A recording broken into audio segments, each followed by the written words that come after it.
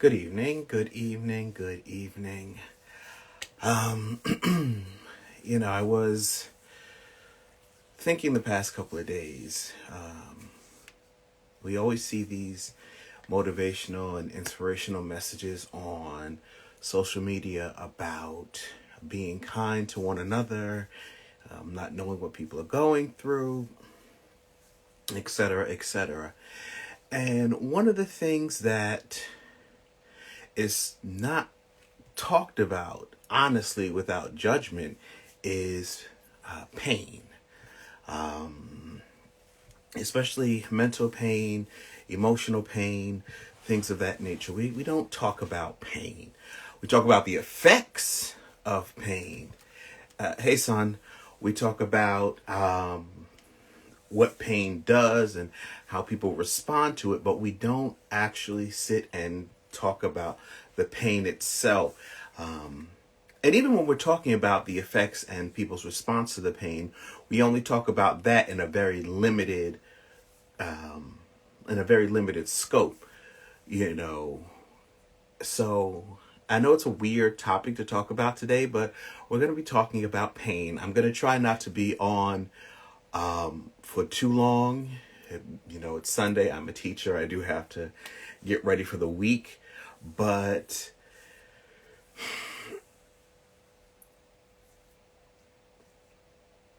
it is not bad to feel pain. I'm going to say that one more time. It is not a bad thing to feel pain. If you stub your toe, you're going to say, ouch. If something happens that disappoints you, you're going to be sad. If somebody cuts you off in traffic, you're going to get mad. We have emotions, and pain, feeling pain, is part of that human process. So one thing we need to stop doing is, I'm not going to say we need to stop trying to avoid pain, because no one wants to feel it. But we do. What we need to do is take the stigma out of feeling pain. We need to stop punishing people when they are in pain, especially when it's not the kind of pain that we can see. When I was 9 years old, I broke my leg. And I have several scars on my thigh, on my shin, and on my feet from that accident. I had 3 surgeries because of that. So I got sympathy. I had crutches, I had a cast, I had pins in my leg. I got plenty of sympathy. I got more sympathy for a broken leg that healed within 2 months than I've gotten with the emotional pain that I've experienced. And I'm sure all of you can attest to that. Whether, if you tell someone you have a headache, they're very sympathetic. Oh, do you need an aspirin? Do you need a Tylenol? Do you need to leave? Do you need this? Do you need that? But we can't be honest with one another and talk about the fact that, I'm feeling a bit depressed. I'm feeling a bit down. I'm not feeling like myself, because what happens is we're told, get over it. It's not that bad. Other people have it worse. Or they try to give us quick fixes. Oh, just go work out, go exercise, and exercise is good. I'm not saying it's not. I will be back in the gym as of Tuesday, 5 days a week, Monday through Friday. Y'all pray for me. But some things we can't just do something over. Some things we actually have to process. And in order to process it, you first of all have to understand the source of it. I will say this, son, pain is not something that you can handle completely on your own. It's not. Too many of us, especially as men, we try to do that. That's why we die so quickly. That, and we do stupid things, and we don't like going to the doctor. What's up, Bailey? We have to understand. So I have been diagnosed, I'm going to be very honest and transparent. I've been diagnosed with a depressive disorder. I suffer with clinical depression. And in talking to my therapist, whenever something triggers it, we look at what the cause is. And it's so interesting. We want to talk about the cause as whatever it is that's triggering the episode. But the cause is actually where the break first happened. Okay, I'll say that one more time. The cause is where the break first happened. Okay?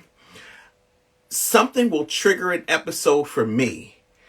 And when when you unpack everything and get through all of the, macho He-Man beating on your chest, I could take over the world, and really get to the heart of it, a lot of the pain that we feel that triggers episodes, that triggers whatever it is that we're going through, is rooted in that initial break. So if you were a child, right, and you felt unheard, you felt unseen, somebody in the house left, somebody in the family left, somebody died, whatever it is that caused that initial pain, that initial break, anytime something happens to you that comes vaguely close to that, it's going to register. Anytime something happens, no matter how old you are, until you deal with it, it is going to register. So you can think that something is happening and that you're upset about A, when in all actuality, you're really upset about B. Okay? If you feel like no one's listening to you, and you feel like you're being unheard, you feel like you're being ignored, you feel like you're being forgotten about, right? Cognitively, you can understand people are busy. Cognitively, you can understand people, have lives, they have things. Hello, my daughter. They have things going on. You could. Okay, you guys are back. I'm recording for live and for my YouTube channel. So that's why you see me looking back and forth between the screens. But it registers in that place where that first break happened, and that becomes your template. That becomes how you view the world.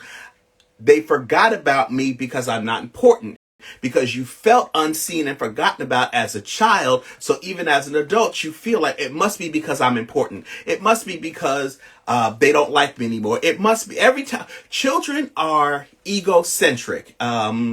Son and Bill, you have children. You understand they are egocentric, especially at a young age, because they don't have the mental and emotional capacity to understand that the world works differently. Their world is surrounded by them. How they feel, who's in their life, what they want. They are the center of their world. So if something is going wrong, if something disrupts their norm, they think it's because of them, right? And if it's not explained to a child on their level, they will grow up thinking that something is wrong with them, and every decision they make in life will be rooted in that. All right? So when you are, and I'm talking about pain from, that early pain, when you are emotionally or mentally injured at that early stage in life, it stays with you. Part of it is because what we've learned to do is put a Band-Aid over it. We don't want to feel it. Even if we don't have the mental capacity or the vocabulary to express what we're feeling, we know we don't want to feel that. So we do what we can to not feel it. Okay, if they left because of me, and this is a child's thought process, I'm going to do whatever I have to do to make people stick around. This is why you'll find people who, no matter how bad their relationship, they try to stick it out. Yes, they could really love that person. I'm not saying they don't, but we all know that it takes more than love for a relationship to work. So why would someone choose to stay in an abusive relationship? Well, because they don't want that person to leave, because they know their template says if this person leaves, it's because of me. If this person leaves, it's because of something that I've done. That pain has been triggered. So they put up with things. Or you may know someone who's they're a complete yes person. You ask them to do something. Yes, I'll do it. Yes, I'll help. Yes, I'll give. Yes, I'll do this. Yes, I'll do that. They could be tired. They could be hungry. They could be broke. They could have no way of actually doing it, but they're saying yes, they'll do it because something in them says, if I don't say yes, they're not going to like me. They're going to leave. And that's triggering that pain, that early pain over and over again.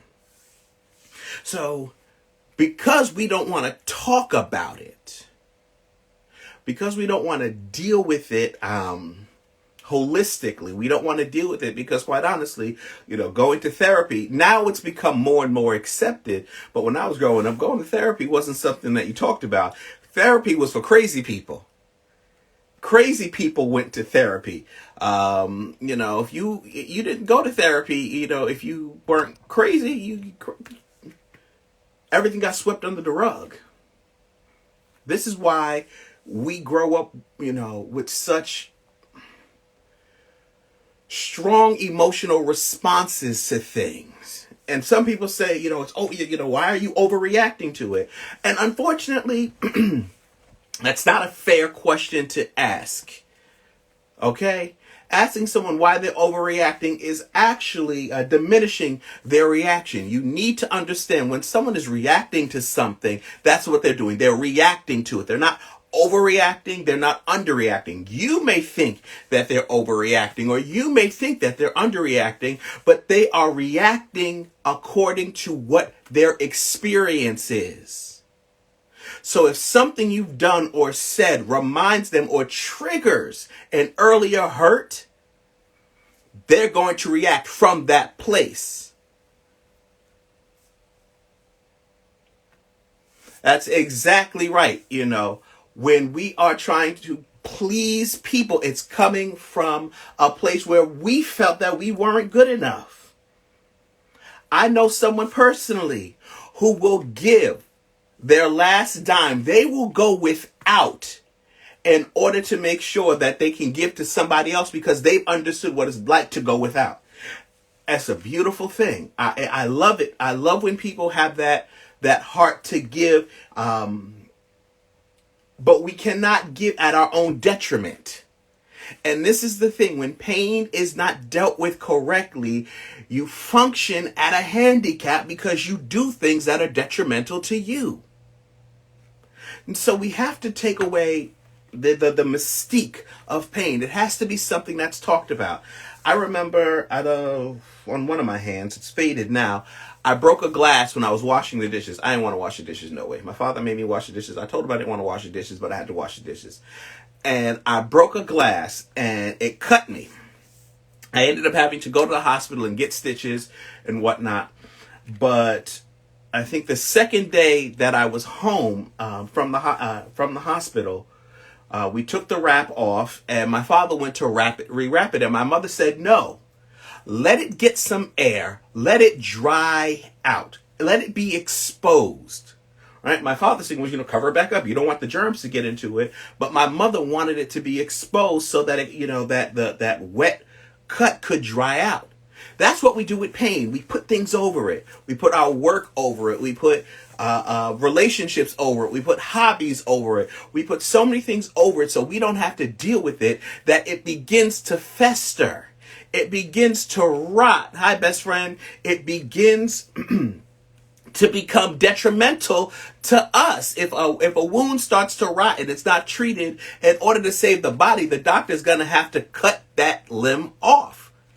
But before it gets to that, if we would just let it be exposed, pour some peroxide on it, pour some alcohol on it, it would begin to heal. We don't let pain heal because we don't want to go through the process. We don't want to go through the process, one, and it's not safe to go through the process.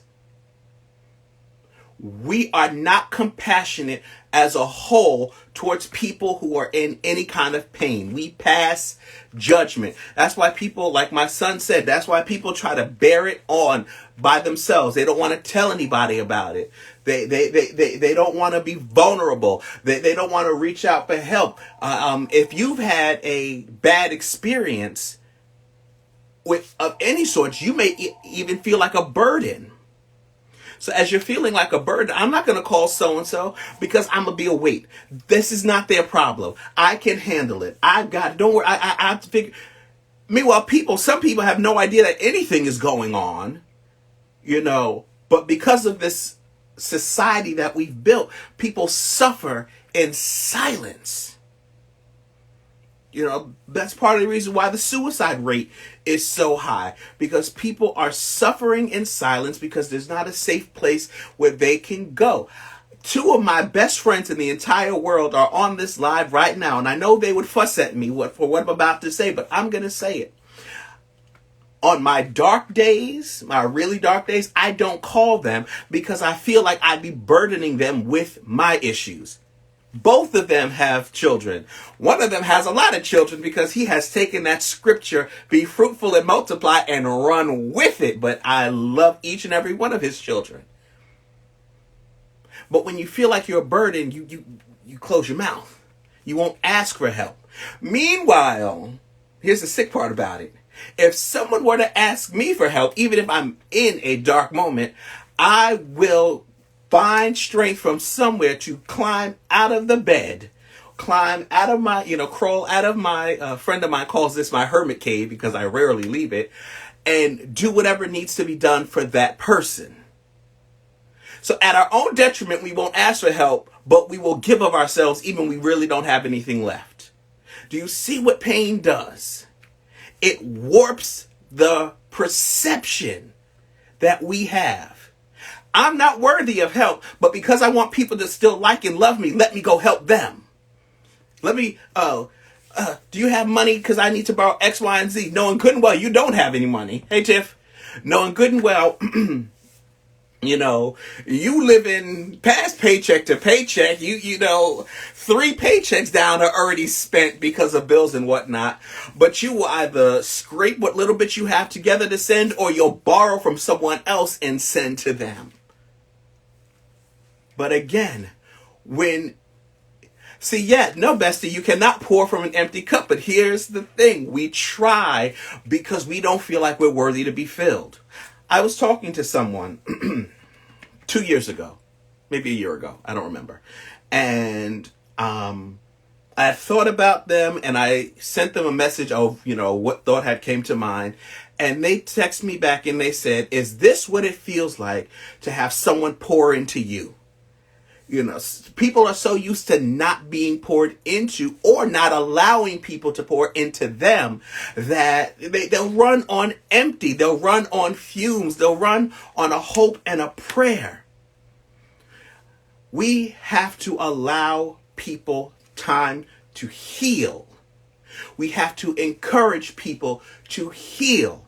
We also have to understand the healing process. Much like life, I know everyone on this live and everyone who will be watching this on YouTube, we thought our lives would be very linear. Would be start point, live, end point. We thought it'd be very linear. We have discovered that life goes up and down and whirls around and up and down and backward. So is the healing process. The healing process is not linear. It's not like, okay, I'm going to acknowledge my pain, realize what the source of it is, and deal with it, and then I will be healed. That's not how it works. You acknowledge your pain. You start to deal with it, and sometimes in dealing with it, you have a relapse. Sometimes in dealing with it, you have a really good day. You have a really bad day. It's not linear, and we have to understand that people who are healing, people who are getting over things, they're not always going to be very linear. They're not always going to get better every day. Some days they're going to relapse. Some weeks they may be in their bed, covers over their head because they just don't have it in them. That's all part of the process. Yes, Bill, that is what people think. Yeah, I can fill your cup. I don't know what I'm filling with because I ain't got nothing left, but doggone it, I'm not going to let you be empty.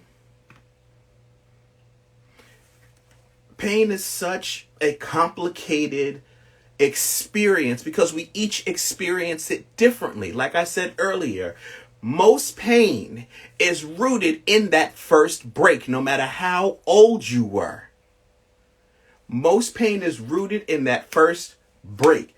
That's why if someone says something to you the wrong way, or they say the wrong thing, you go back to the first time you heard that. And that's where you react from. You could say to someone laughing and joking, ha ha ha, oh, you're so stupid, thinking it's nothing. It's a joke. You're laughing and joking with it. Not knowing that when they were much younger, every time they made a mistake, their mother, their father, their grandmother, their grandfather, whoever called them stupid. they're not really reacting at you calling them stupid because cognitively they understand, okay, this is my friend, we're laughing and joking, but because that word it triggers their template of how they view themselves because of a past experience, that's where they react. So it is so important that when we are dealing with each other, the Bible does say be kind one towards another, to show love one to another. When we're dealing with each other, that we keep these things in mind. You know the pain that you're in. I want somebody, anybody, please tell me that you have never experienced pain. Even if it's something that you've gotten over, tell me that you've never experienced pain. Because I guarantee you, even if you've gotten over it, there is something that will take you back to that place. It is a continual process of not just healing to get, and see, that's the thing. We can't just heal to get over it. We have to heal to understand it. Understand our behavior, understand our reactions, understand how we see the world. How many of you have met someone who, no matter how many times they're complimented, they can't see how beautiful they are? I know someone on Facebook, I'm not going to mention their name out of respect, but, and I forget what it's actually called, but the way we see them, they don't see themselves that way. They have this false sense of how they look. And they're fully aware of it. They are fully aware of it. But the fact of the matter is, because of how their mind is telling them that this is how you look, no matter how much other people tell you that you're gorgeous, that you're a model, that you look great, you have perfect skin, they can't see it. That is how we need to understand people when they're reacting to us. They're reacting based on their past. They're reacting based on their understanding. They're reacting based on their template. Hi, Swanee. They are reacting based on what it is that's in that foundational layer. My therapist says, what's in the hard wiring. That's where we're focused on. What's in the hard wiring, what in the network, in the circuitry. A lot of us who are, and this is everyone, who are dealing with things that have been unresolved, it's because we have to undo a lot of that circuitry. And until we undo that circuitry, we're going to keep having these reactions. We're going to keep going back. We're going to keep reacting ways that we don't want to. So I know, I can only talk about me. Well, I can talk about all of y'all too, but I'm only going to talk about me. When I react a certain way to whatever it may be, when I get home or to my classroom, wherever, and I think about my reaction, I think about my response, I will tell myself, it really was not worth all of that. You really probably could have handled that better. You probably could have responded differently. But in that moment, something in me was so triggered, and that's where I responded out of.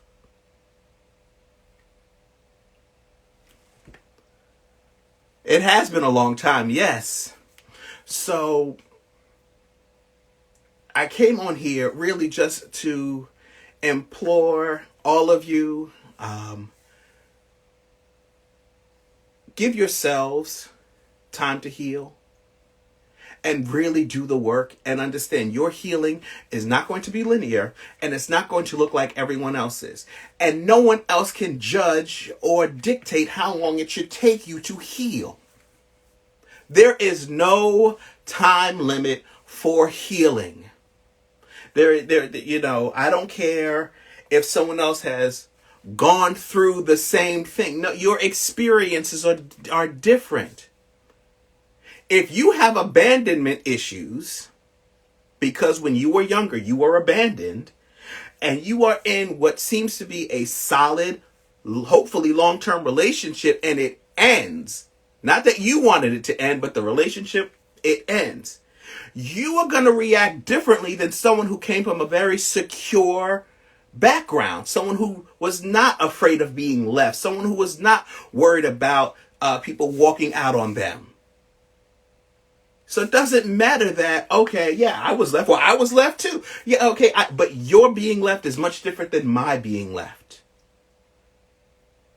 Please understand, you have to give yourself time to heal, and that's a process. That's going back. Where was the first break? What happened that that formed my frame of mind? What happened that became my template for viewing the world? My therapist always says that I can find any data to match my hypothesis, which is very true. One, I'm an academic, so if I have a hypothesis, I will find data to match it. The problem with finding data to match the hypothesis is you're not looking at data holistically, because the data can also prove your hypothesis wrong. But when you have this template in your mind about how people view you or how the world works, you will find data to match your hypothesis. Oh, they must not like me because they didn't call me to go to the birthday party. Maybe there was a person limit. There was a maximum amount of people that they could invite, and their family really took up a huge chunk of that space. Maybe they were only looking to invite certain people. It's not because they don't like you, but it was for a select amount of people. They didn't forget about you. It's not that they don't like you. However, instead of having that conversation, we will go into the file cabinet, the mental file cabinet, pull out that template, pull out that hypothesis to say, see, here's the data to prove my hypothesis. Nobody likes me is my hypothesis. They didn't invite me to the party. Ergo, they don't like me. Ergo, I am right. And we sit at home and we are upset and we're sad. And I'm not going to say for no reason. I will never diminish what anyone is feeling. But part of that could be mitigated. Hey, there was a birthday party. You didn't call me. What happened? What's going on? Did I offend you? Simple conversation. But we don't look. And I'm gonna be honest. I know I don't. I know I do not. I am guilty of what I am talking about. I promise you.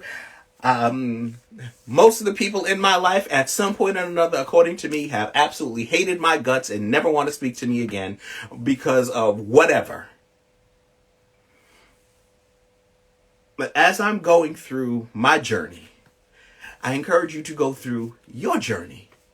Find that place where the break first happened. When you find that place where the break first happened, you will understand why certain things trigger you. You'll understand why certain things take you back to where, to one, where you really don't want to be anymore, but two, to where you were at that moment. Then also realize, okay, this is what happened. This is why I used to think, or this is why I thought these things. How do I move forward from here? And every day you work on moving forward from that place. Again, that doesn't mean it's going to be linear. You may have a relapse. A relapse is okay.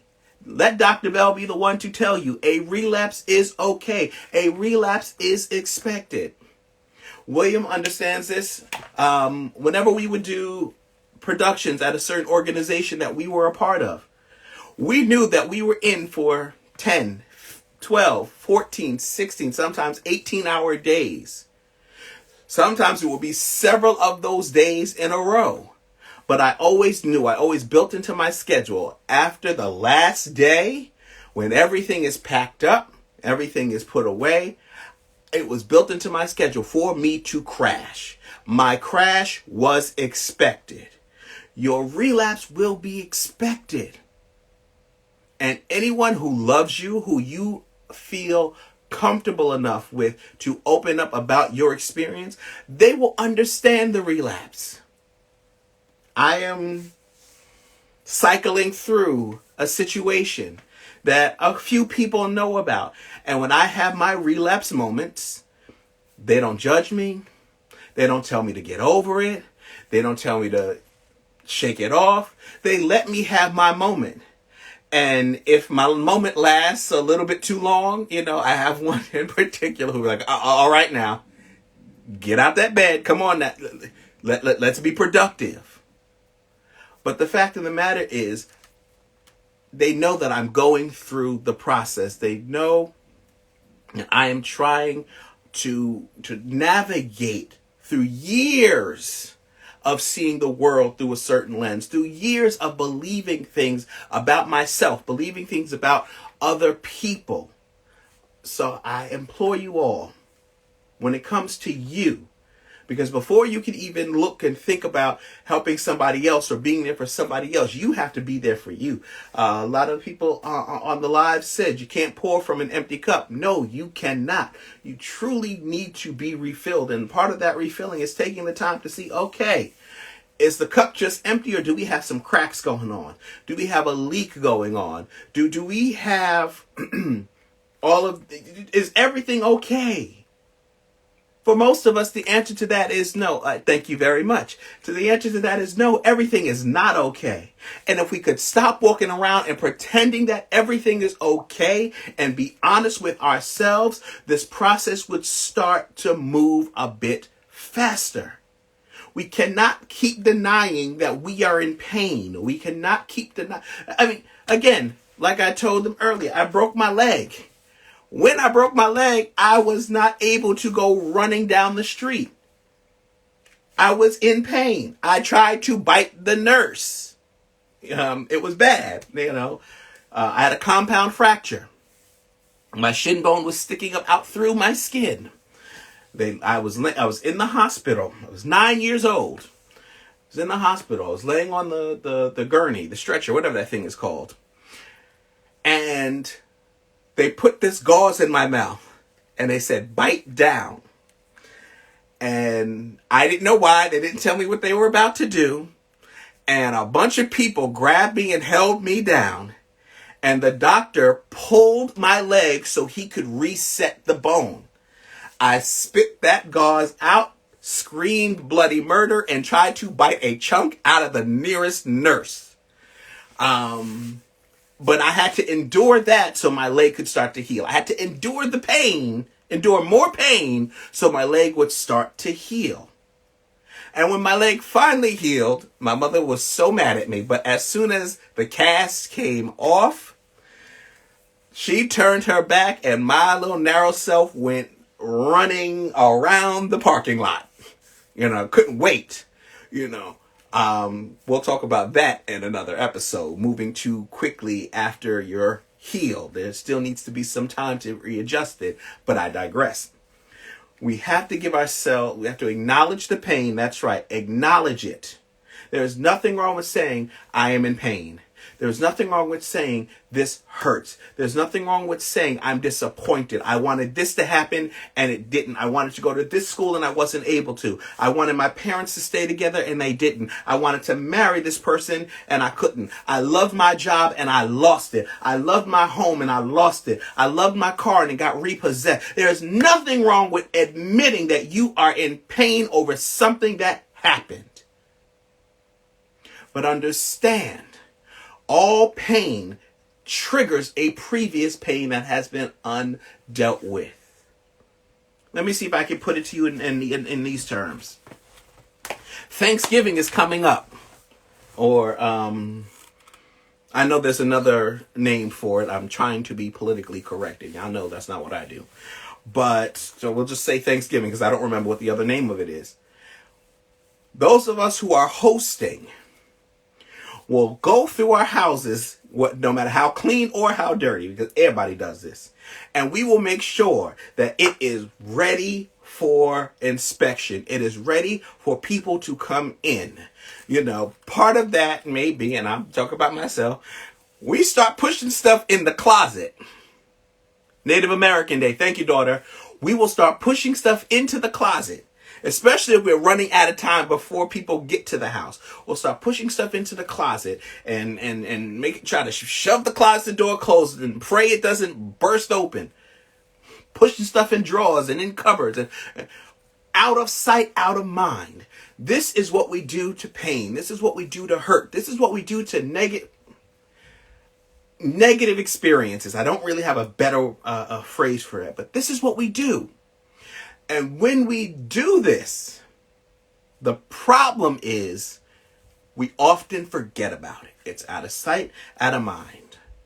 You know, I've often said to myself, you know, I wouldn't have to deal with a lot of this if I would just move to an island, cut my phone off, and paint and fish. 2 reasons why that's not going to work. 1, somehow I need to make some money because painting supplies are expensive. And 2, you can't be completely cut off from the world. You can't. That's not how we're designed. So, but I say that when I don't want to deal with certain things. We have to be able to look at the good of us, the bad of us, and the ugly of us and deal with it all. Open the closets. Open the cupboards. Open the drawers and start cleaning things out. A lot of us are carrying weight and pain and hurt and disappointment that we don't need to carry anymore. What happened to us when we were young children, it happened. Let's not deny it. Let's not act like it didn't happen. It happened. It was horrible. It was a terrible thing that happened. There is nothing that we can do about it at this point in time. We cannot go back in time and undo it. We can't wish it away. We can't pray it away. What happened, happened. Acknowledge it. Once you acknowledge it, go through the process of feel what you feel. If you're angry about it, be angry about it. If you're upset, be upset. If you need to cry, cry. If you need to scream, scream. Do whatever you have to do. Take whatever time you need to take. But while you're taking the time to do it, make sure you're moving forward. Here's a tip. Even in your relapse, you're moving forward. Because if in your relapse, you're like, okay, I can't stay here. I can't keep reliving this. I have to keep going. Keep going. Your first relapse might be a week. I know mine have been. I've had week-long relapses. I've had 2 week-long relapses. I just had a month-long relapse, But your next relapse, instead of being 7 days, might only be 6. Then it might be down to 5. Then it might be down to 2. Then it might go up to 3. Then it might be 1. We don't know what our process is. We don't know how long it's going to take us. But as long as we are moving and doing everything we can in our power, and I must say, get you licensed clinical help. I say this again, licensed clinical help. Because there are certain things that either we don't know how to handle on our own, or we don't even know are buried deep down in there. My therapist dug some things up from our conversations that I didn't even know were issues. And I definitely wouldn't have been able to handle on my own. If you're a Christian or Muslim or whatever your religious faith is, you can find someone who shares your same religious beliefs, who is also licensed and can clinically help you. They can understand where you're coming from the spiritual side of it. But they also went to school and they understand this is how the brain works. This is how the emotion works. These are the developmental milestones. And at this milestone, this happened that has triggered this domino effect in your life. For my Christian brothers and sisters, yes, there are a lot of things that we can pray about. Prayer is a beautiful thing. I love prayer. I believe in prayer. However, some things we can't just pray over. Some things we have to do the work to get the results. Case in point. We all know Dr. Bell has this image of himself that I am a runway supermodel. You can't tell me that I don't look like Tyrese. However, there's about 35 pounds of extraness that's got to go. I can sit here all day long and pray about the extraness. It's not going to go anywhere until I take me, the prayers, and the extraness and go to this place called a gym and do this work So the extraness goes away. The extraness that's in the cabinet that I don't need to eat. Look at this. Look at it. See? Part of the extraness. It's got to go. The extraness that's in the cabinet. Got to stop chewing on that. When I want a cookie, I need to go chew on a carrot. I can pray all day long, but if I'm not doing the work, I'm just going to have this extraness. And my image of myself and my physical self will not be lining up. Do you understand what I'm trying to communicate? We have to do the work. Therapy is not a bad thing. Therapy, I told my therapist, I said, I never thought I would be the one on the therapist's couch. And I went to therapy because my relationship ended. I was engaged and it ended. I was not happy, but that was the straw that broke the camel's back. And my very nosy primary care physician gave me a questionnaire, and I should have known something was up. And I'm answering the question honestly, with an attitude. And she says, oh my, I'm going to give you a referral. For what? To the psychiatric clinic. Well, I need to go to the psychiatric clinic. I am fine. No, you are depressed. And, I chuckle about it because when I think about the rest of the day, the rest of the nurses were talking to me like I was standing on the edge. It's going to be okay. Okay? Here's the referral form. Take it to the doctor. They're expecting you. You're going to be fine. I'm like, why y'all talk to me like I'm a crazy person? I'm not crazy. I am great. I have a good career. I live on my own. I'm self-sufficient. I can cook. I mean, on the outside, I would look like I had everything together. Full-time teacher, taught night school, did drama club and class advisor.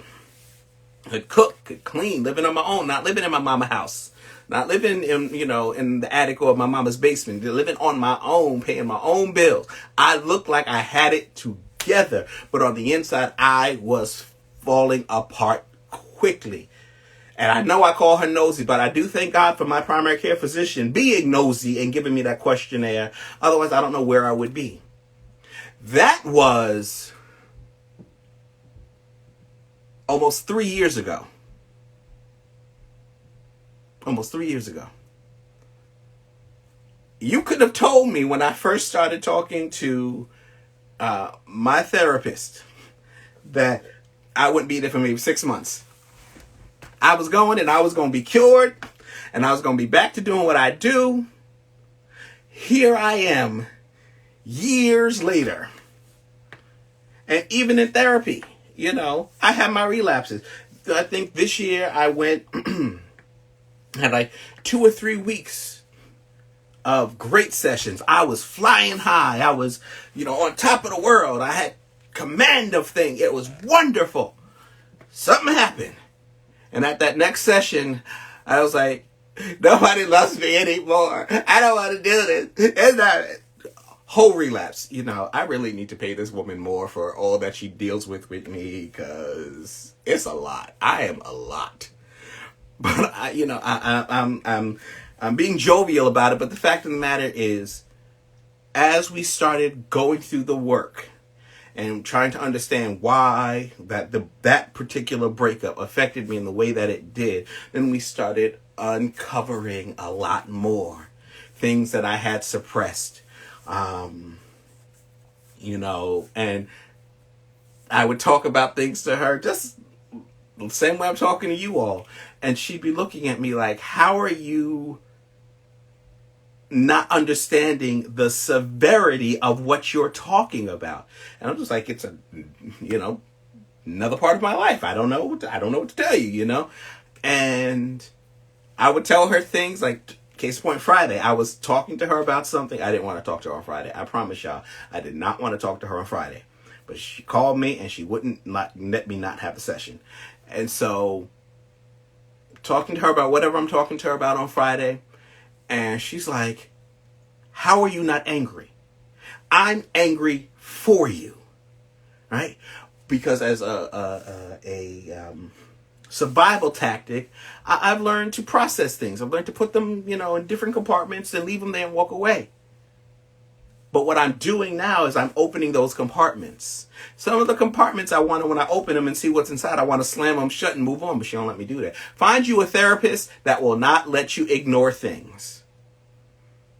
Find a therapist that will not belittle or dismiss what you're feeling. That doesn't come at you with their own agenda. I don't particularly like her method of doing things because she's like, when therapy starts, okay, first thing that comes to your mind, like, do you understand how hard that is? It is so hard for me to say the first thing that comes to my mind, usually because the first thing that comes to my mind is inappropriate by societal standards. What's the word I want to use? A